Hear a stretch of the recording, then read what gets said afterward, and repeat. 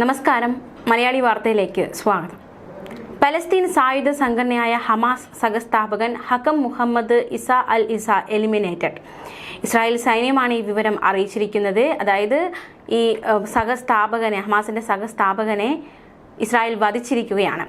Gaza നഗരത്തിലെ സാബ്ര പ്രദേശത്താണ് ഈ വ്യോമാക്രമണം നടന്നത്. ഈ ആക്രമണത്തിലാണ് ഇസ അൽ ഇസ കൊല്ലപ്പെട്ടതെന്നാണ് ഇസ്രായേൽ പ്രതിരോധ സേന പുറത്തുവിട്ട പ്രസ്താവനയിലൂടെ വ്യക്തമാക്കിയിരിക്കുന്നത്. ഇസ്രായേൽ സുരക്ഷാ ഏജൻസിയും IDFും സംയുക്തമായാണ് ഈ ഓപ്പറേഷൻ നടത്തിയത്. ഒക്ടോബർ 7 ഇസ്രായേൽ അതിർത്തിയിൽ കയറി ഹമാസ് ആക്രമണം നടത്തി. അതിന് പിന്നാലെ നടന്ന ആക്രമണങ്ങൾ, ഈ ഒരു പോരാട്ടം ഇതുവരെ അവസാനിക്കാത്ത സ്ഥിതി എല്ലാം നമുക്കറിയാവുന്നതാണ്. ഈ ആക്രമണത്തിന്റെയും കൂട്ടക്കൊലയുടെയും സുപ്രധാന പങ്കാളിയാണ് ഇസ അൽ ഇസ എന്നാണ് ഇസ്രായേൽ സൈന്യം കുറ്റപ്പെടുത്തുന്നത്. ഇതിന്റെ ആസൂത്രണത്തിലും നടപ്പാക്കലും അൽ ഇസയ്ക്ക് പ്രധാന പങ്കുണ്ട് എന്നതടക്കമുള്ള നിർണായക വിവരങ്ങളാണ് ഇസ്രായേൽ സേന പുറത്തുവിട്ടിരിക്കുന്നത്. 1200-ലധികം ആളുകളാണ് അന്നത്തെ ആക്രമണത്തിൽ കൊല്ലപ്പെട്ടത്. 250-ലധികം ആളുകളെയാണ് ഹമാസ് ബന്ദികളാക്കിയിരിക്കുന്നത്. ഇപ്പോഴും ചില ബന്ദികൾ തുടരുന്നുണ്ട്. അതിൽ എത്ര പേർ ജീവനോടെ ഉണ്ട് എന്നത് തന്നെ ഒരു ചോദ്യമാണ്. മാത്രമല്ല, അൽ ഇസ ഈ ഇടയ്ക്ക് ഇസ്രായേൽ സൈനികർക്ക് സിവിലിയന്മാർക്ക് നേരെ ആക്രമണം ആസൂത്രണം ചെയ്തതിൽ പ്രധാന പങ്കാളിയാണ്. ഗാസ യുദ്ധത്തോടെ തകർന്ന ഹമാസിന്റെ സംഘടനാ സംവിധാനങ്ങൾ പുനഃസ്ഥാപിക്കുന്നതിന് വേണ്ടി പ്രവർത്തിച്ചിരുന്ന വ്യക്തിയാണ് ഇയാളെന്നും ഇസ്രായേൽ സേന വ്യക്തമാക്കുന്നുണ്ട്. ഹമാസിന്റെ സഹസ്ഥാപകനും സൈനിക വിഭാഗം തലവനുമായാണ് ഇസ അൽ ഇസയെ വിശേഷിപ്പിക്കുന്നത്. ഹമാസിന്റെ അഡ്മിനിസ്ട്രേറ്റീവ് ആസ്ഥാനത്തിന്റെ തലവൻ. IDF നൽകുന്ന വിവരമനുസരിച്ച് ഗാസയിൽ ഇനി അവശേഷിക്കുന്ന നേതാക്കളിൽ അവസാനത്തെ വ്യക്തി കൂടിയാണ് അൽ ഇസ. നമുക്കറിയാവുന്നതുപോലെ തന്നെ ഇസ്രായേൽ പ്രധാനമന്ത്രി ബെഞ്ചമിൻ നെതന്യാഹുവിന്റെ പ്രഖ്യാപിത ലക്ഷ്യമായിരുന്നു, അതായത് ഹമാസിനെ ഉന്മൂലനാശം ചെയ്യാതെ ഈ പോരാട്ടത്തിൽ നിന്ന് പിന്മാറില്ല എന്ന്. ഹമാസിന്റെ എല്ലാ തലവന്മാരെയും കൊന്നൊടുക്കുക എന്നതായിരുന്നു ഇസ്രായേൽ മുന്നോട്ട് വെച്ച ലക്ഷ്യം.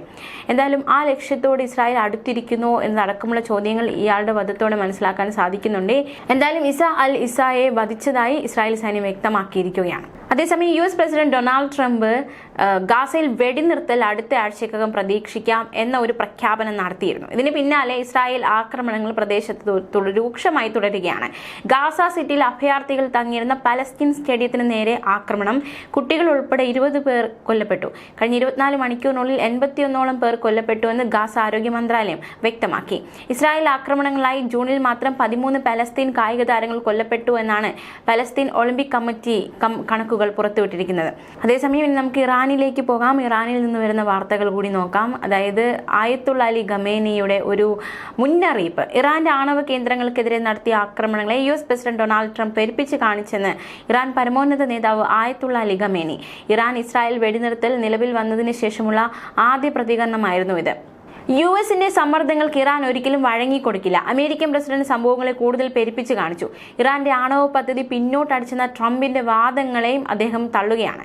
ഇറാന്റെ ആണവ അടിസ്ഥാന സൗകര്യങ്ങൾക്ക് കാര്യമായ നാശനഷ്ടങ്ങൾ ഉണ്ടായിട്ടില്ല എന്നാണ് അദ്ദേഹം വ്യക്തമാക്കുന്നത്. പക്ഷേ ആക്രമണങ്ങൾ വിനാശകരമാണ് എന്നാണ് ട്രംപ് ഉന്നയിക്കുന്ന വാദം. ഇറാന്റെ മിസൈൽ ആക്രമണം ഇസ്രായേലിനെ തകർച്ചയുടെ വക്കിലെത്തിച്ചെന്നും ഖമേനി വ്യക്തമാക്കി.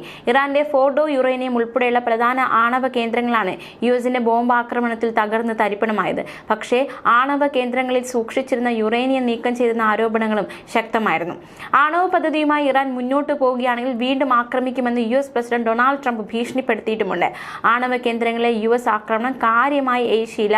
മാത്രമല്ല, ഈ ഖത്തറിലെ സേനാ താവളങ്ങളിൽ നടത്തിയ ആക്രമണം US-ന്റെ മുഖത്തടിക്കും പോലെയായിരുന്നുവെന്നാണ് ഇറാൻ പരമോന്നത നേതാവ് ആയത്തുള്ള അലി ഖമേനി പറഞ്ഞത്. ഇത് ട്രംപിന് വലിയ രീതിയിലുള്ള ദേഷ്യം ഉണ്ടായിരിക്കുകയാണ്. അതുകൊണ്ട് തന്നെയാണ് ഇപ്പോഴും ട്രംപ് പറയുന്നത്, ഇനി ഒരു ആണവ ആയുധം നിർമ്മിക്കാൻ തുനിഞ്ഞാൽ തീർച്ചയായിട്ടും അതിന്റെ പ്രത്യാഘാതം വലുതായിരിക്കും, വലിയ രീതിയിലുള്ള തിരിച്ചടി നേരിടേണ്ടി വരുമെന്ന മുന്നറിയിപ്പാണ് നൽകിയിരിക്കുന്നത്. ഇറാനുള്ള ഉപരോധങ്ങളിൽ ഇളവ് വരുത്തുന്ന കാര്യത്തിൽ ഇനി ചർച്ചയില്ല എന്നും ട്രംപ് പ്രഖ്യാപിച്ചിരുന്നു. ഖമേനി ഇപ്പോഴും ജീവനോടെ ഇരിക്കുന്നതിന് കാരണം താനാണ് എന്നാണ് ട്രംപ് പറയുന്നത്. ഖമേനിയുടെ ഒളിവിടം തനിക്ക് അറിയാമായിരുന്നു. അദ്ദേഹത്തെ വധിക്കുന്നതിൽ നിന്ന് ഇസ്രായേലിനെയും US സേനകളെയും തടഞ്ഞത് താനാണ്. പരമദയനീയമായ ഒരു അന്ത്യത്തിൽ നിന്നാണ് താൻ അദ്ദേഹത്തെ രക്ഷിച്ചത് എന്നതടക്കമുള്ള വാദം ട്രംപ് ഉയർത്തിയിട്ടുണ്ട്. അതേസമയം ഇറാനുമായി ആണവ കരാർ ആഗ്രഹിക്കുന്നെങ്കിൽ ഖമേനിയെ കൂടി ട്രംപ് അല്പം കൂടി ബഹുമാനത്തോടെ സംസാരിക്കണമെന്ന് ഇറാൻ വിദേശകാര്യമന്ത്രി അബ്ബാസ് അറാഗ്ചി പ്രതികരിച്ചു. ഇസ്രായേൽ ആക്രമണത്തിൽ കൊല്ലപ്പെട്ട സേനാ കമാൻഡർമാരും ആണവ ശാസ്ത്രജ്ഞരും ഉൾപ്പെടെ 60ഓളം പേരുടെ സംസ്കാര ചടങ്ങുകൾ ടെഹ്റാനിലെ ആസാദി സ്ക്വയറിൽ കഴിഞ്ഞ ദിവസം നടന്നിരുന്നു.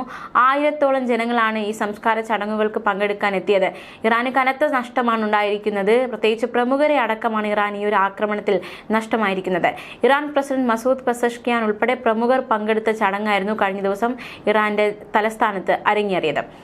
അതിനിടെ ഇറാനിലെ ആണവ കേന്ദ്രങ്ങളിൽ ബങ്കർ ബസ്റ്റർ ബോംബുകളും ക്രൂസ് മിസൈലുകൾ ഉപയോഗിച്ചുള്ള US ആക്രമണം കാര്യമായ നാശനഷ്ടമൊന്നും വരുത്തിയില്ലെന്നും ഇറാൻ പരമോന്നത നേതാവ് ആയത്തുള്ള അലി ഖമേനി പറയുമ്പോൾ അമേരിക്ക പറയുന്നത് ഇത് ഇനി ഒരു ആയുധം ഉണ്ടാക്കാൻ ഇറാൻ തുനിയില്ല, അത്തരത്തിൽ അവരെ തകർത്ത് തരിപ്പണമാക്കിയെന്നാണ് അമേരിക്ക അവകാശപ്പെടുന്നത്. ഇതിൽ ആര് പറയുന്നതാണ് ശരി എന്നതാണ് ഇപ്പോൾ ലോകം ഒന്നടങ്കം ചോദിക്കുന്നത്. അതായത് ഇറാന്റെ ആണവ കേന്ദ്രങ്ങളിൽ വലിയ രീതിയിലുള്ള ആക്രമണം ഉണ്ടാകുന്നു.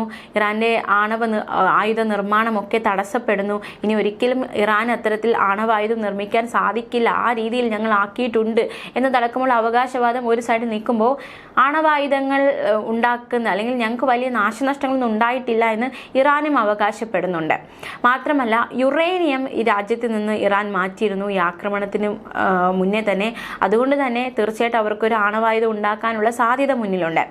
എന്തായാലും ഇനി അത്തരത്തിൽ ആണവായുധം ഉണ്ടാക്കാൻ തുനിയുകയാണെങ്കിൽ ഇപ്പോൾ നേരിട്ടതിനേക്കാളും വലിയ രീതിയിലുള്ള ആക്രമണം നേരിടേണ്ടി വരും, തിരിച്ചടി നേരിടേണ്ടി വരും എന്ന മുന്നറിയിപ്പും അമേരിക്ക നൽകിയിട്ടുണ്ട്.